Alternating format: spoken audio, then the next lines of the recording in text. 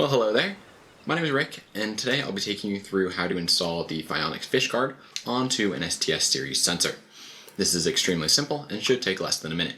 Let's get into it. The pHishGard has a top and bottom, with the top identified by handles that are squeezed together to expand this accessory over the sensor. Dimples on the top inner ring fit into a groove near the tip of the electrode. To install the pHishGard, simply slide it over the electrode into the sensor, bottom first, while squeezing the handles, then align the top in the groove of the sensor. Sometimes the dimples will not align with the groove immediately, which could result in the pHishGard falling off during use. To fix this, push down on the pHishGard near the dimples until they slide into place.